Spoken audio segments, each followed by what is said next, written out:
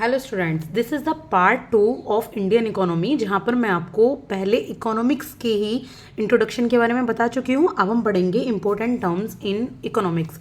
तो कुछ कंसेप्ट्स हैं इकोनॉमिक्स के, तो उन्हें हम आज डिस्कस करेंगे कि इकोनॉमिक्स में कौन सी चीज़ है, किस तरीके से बोली जाती है और उनका मतलब क्या है। आप एक बार इनको समझ लेंगे, बाकी इकोनॉमिक्स या इंडियन इकोनॉमी आपके लिए बहुत आसान हो जाएगी। तो ये क्लास हर उस पर्सन के लिए है, हर उस एस्पिरेंट या स्टूडेंट के लिए है जो भी इकोनॉमिक्स के स्टूडेंट हैं, जो भी तैयारी कर रहे हैं, चाहे किसी गवर्नमेंट एग्जाम की, चाहे अपने किसी कोर्स की। तो चलिए स्टार्ट करते हैं। फर्स्टली हम समझेंगे गुड्स के बारे में कि गुड्स क्या होते हैं। सबसे ज़्यादा आपने गुड्स सुना होगा ना, गुड्स का बहुत यूज़ है। गुड्स और सर्विसेज के बारे में मैं पहले आपको बता चुकी हूँ, आप उसे डिफरेंस समझ सकते हैं, उनकी क्वालिटीज़ या उनकी करेक्टरिस्टिक्स इससे फर्स्ट वीडियो में, तो आप उसको देखना मत भूलिएगा। तो देखिए, ये जो गुड्स होते हैं ना, ये 3 टाइप्स के होते हैं। गुड्स क्या होते हैं ये मैंने आपको बता दिया था कि जिन चीज़ों को आप छू सकते हैं, देख सकते हैं, ठीक है, वो गुड्स होते हैं जो कि आप एक दूसरे को ट्रांसफ़र करते हैं, एक इनकी एक वैल्यू होती है, वो गुड्स होते हैं।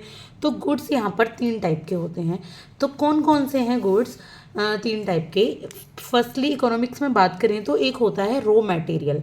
क्या होते हैं? रॉ मटेरियल होते हैं, यानी कि एक जिसको बोलते हैं ना रॉ मटेरियल। अब हिंदी में आप उनको क्या बोलते हैं, एक बार आप अगर आप हिंदी के स्टूडेंट तो आप उसको देख सकते हैं, वरना आप रॉ मटेरियल लिखें तो ये भी काफ़ी ज़्यादा सही रहेगा। तो रॉ मटेरियल ऐसी चीज़ें होती हैं जिनको आप यूज़ करते हैं कोई और चीज़ बनाने में। जैसे आप खेत में कॉटन बोते हैं, रुई बोई जाती है, कॉटन बोई जाती है, कपास की खेती होती है, तो वो तो रॉ मटेरियल है ना। कपास का तो डायरेक्टली कोई खास यूज़ है नहीं, बहुत सी चीज़ों में है, लेकिन फिर भी वो एक रॉ मटेरियल है। इसके बाद है प्रोसेस्ड गुड। प्रोसेस्ड गुड क्या होते हैं? जब रॉ मटेरियल को ऐसे गुड्स में कन्वर्ट कर दिया जाता है, प्रोसेस्ड गुड्स में कन्वर्ट कर दिया जाता है कि इनसे फिर कोई और तीसरी चीज़ बनाई जा सके, यानी कि तीसरा फिनिश्ड गुड बनाया जा सके। तो ये थोड़ा डिटेलिंग में मैं आपको समझाऊंगी, बिल्कुल कंफ्यूज होने की ज़रूरत नहीं है। पहले हम एक एग्जाम्पल समझते हैं। देखिए, रॉ मटेरियल होता है एक शुगर कैन।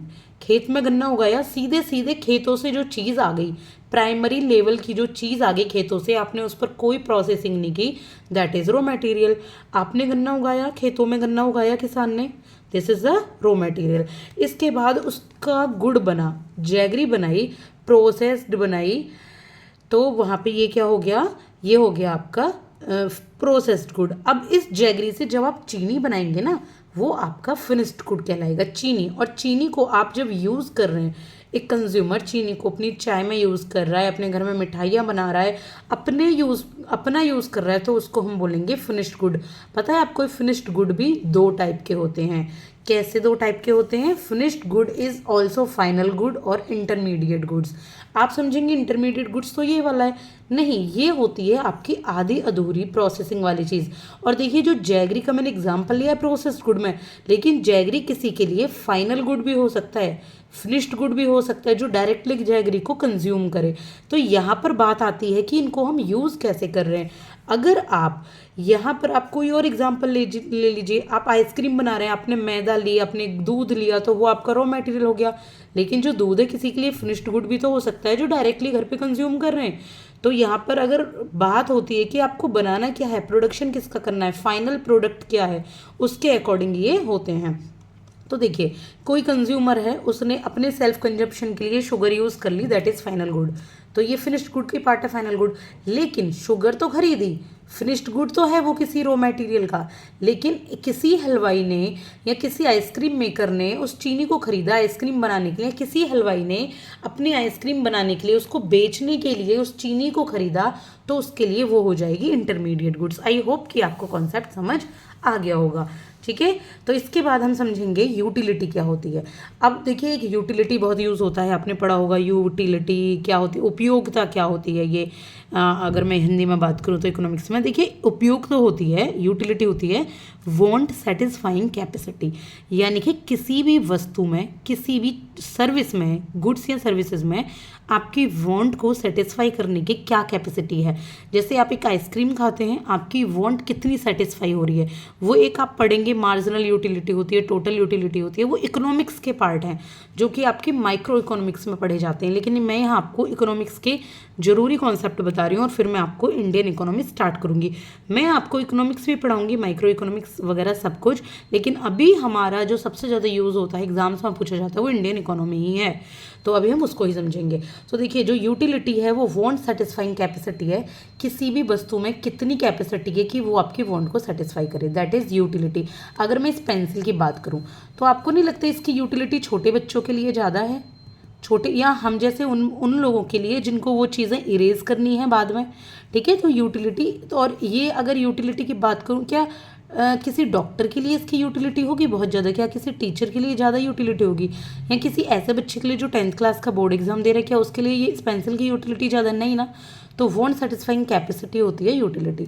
इसके बाद varies from person to person, same वही बात जो मैंने आपको बताई है, हर पर्सन के लिए अलग अलग होती है और हर प्लेस से प्लेस के लिए अलग अलग होती है।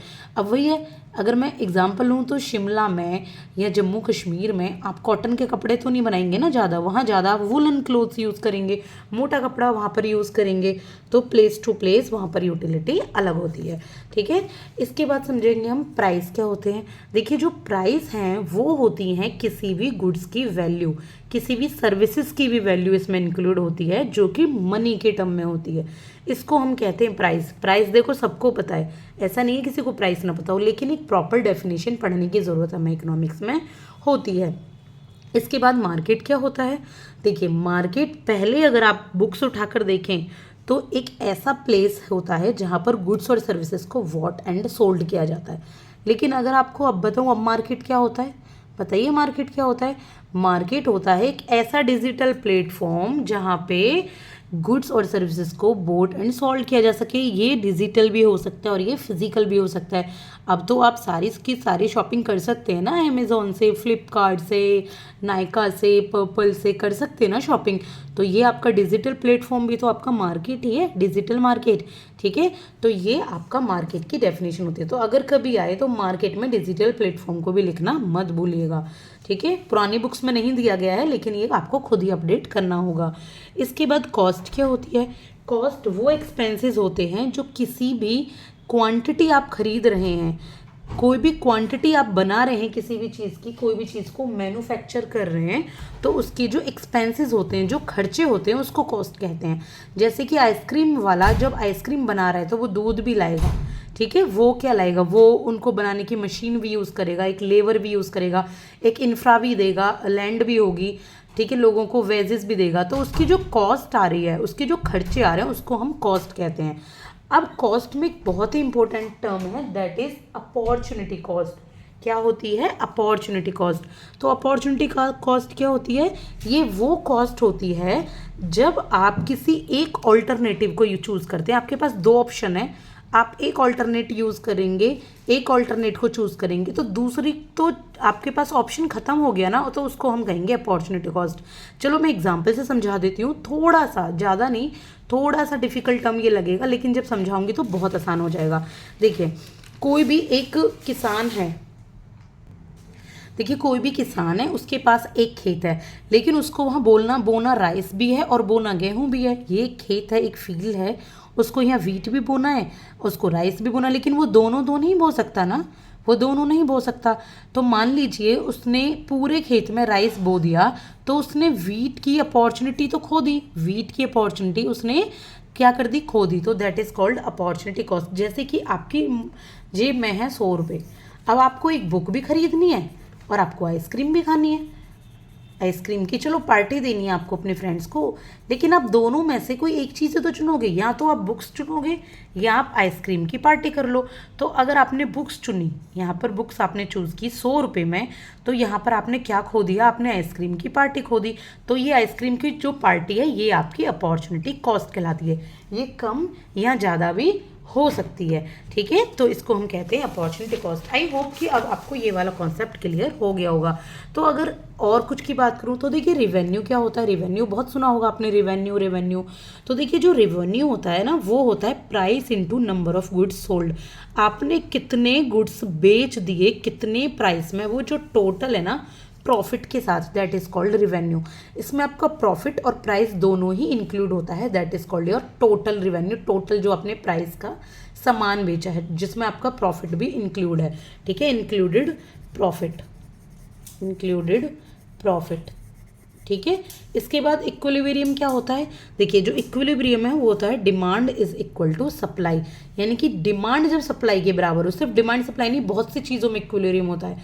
आपकी जो कॉस्ट आ रही है, आपका फ़ायदा भी उतना ही हो रहा है, आपकी बेच भी चीज़, जब वहाँ इक्वलिटी आ जाती है, हर कोई चीज़ इक्वल है, तो वो आपका इक्विलिब्रियम कहलाती है। इसके बाद जाएंगे इनकम क्या होती है। देखिए इनकम होता है वो रिवेन्यू का वो अमाउंट जो कोई भी बिजनेस अर्न करता है अपने गुड्स को सेल करके, गुड्स या सर्विस को जो सेल करके एक रिवेन्यू मिलता है ना, तो उसको हम इनकम कहते हैं, ठीक है।